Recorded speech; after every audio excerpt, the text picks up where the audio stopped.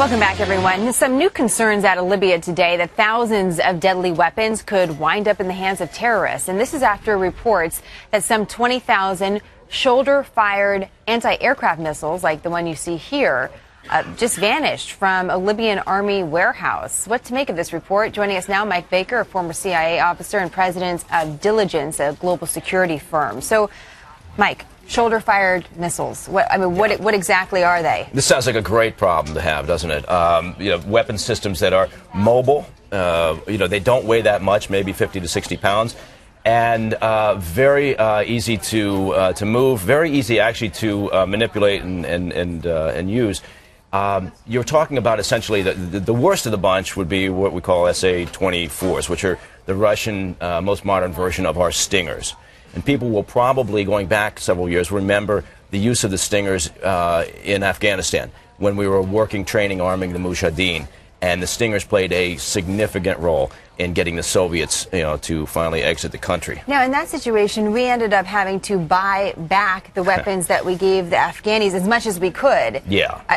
To get these off the market, number one, do we know where they are? And number two, do you buy them back? What do you do to get them back? No, it's a definition of a goat rope. What happened was, early days, we had the Libyan uprising and everybody was talking about self-determination, democracy, and huzzah, right? What we didn't have was there was no control. And you can still argue to this day there's still no command and control amongst the rebel group, such as it is. And you also remember early days we were talking about the influence of Al-Qaeda in eastern Libya for years now, and using that as a recruiting ground. The influence of the Muslim Brotherhood in the area. Well, nobody wanted to talk about that. They don't want to talk about holding hands and how this was all going to work out great.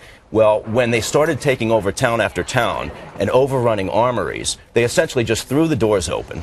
And they had access to a variety of weapon systems, including these surface-to-air missiles. Now, you've got the SA-24s, you've also got the SA-7s, SA-14s, and these things are extremely dangerous. Well, and let me just stop you there, because one of I guess I'll call him an executive of Human Rights Watch, was there in a trip to Libya, and in a report to ABC, he says, listen, I actually have pictures, and we got those photographs from him directly. You're seeing them on your screen there. We were just watching people go into these warehouses and take out these weapons, and we said something, but no one was there. I mean, NATO was there, Mike, right? Well, where were we? Well, when remember, this was an happens? air campaign. Remember, there was a limited action, and there's real problems. But you're a anytime CIA you have a limited guy. action. Come on, there wasn't any CIA guys there? If there were, I wouldn't be talking about it. But the point being that the Libyan military, right off the bat, not known for their meticulous bookkeeping and inventory and weapons control.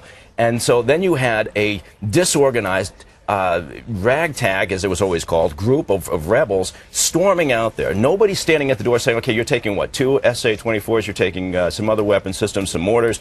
There was no control over what was happening. And again, literally, they were throwing these warehouses open. I mean, what do we do now? Well, now, 20,000, if that's the report, and that's, right. I mean, it's a report. It could be less, it could be more. What do we do? Yeah, we don't really know the extent of the problem. We don't know who has them. We don't know how many of them there are. And we don't know where they're going at this point. What would you do? I would basically do everything possible to try to convince the Libyans to give us everything they've got on what they had stockpiled. Then you've got to do very quickly, which is what they're doing. We're trying to play catch-up right now, which is the problem. Because anytime you've got something like this, these things can go across the borders very quickly. Even if Al-Qaeda, card-carrying members of Al-Qaeda, even if they didn't get their hands on them, they cart them out and load them onto trucks. You've got a very vibrant gray market and black market for weapons systems. And so people will quickly not be putting them on Craigslist or eBay, but they'll be selling these things into the wrong hands. It would be naive of us to say that this is not a serious problem. Mike, we'll continue to follow it, and we hope to have you back to talk more about it. Thank you. In the meantime, I guess we just watch for developments. John, what else can we do?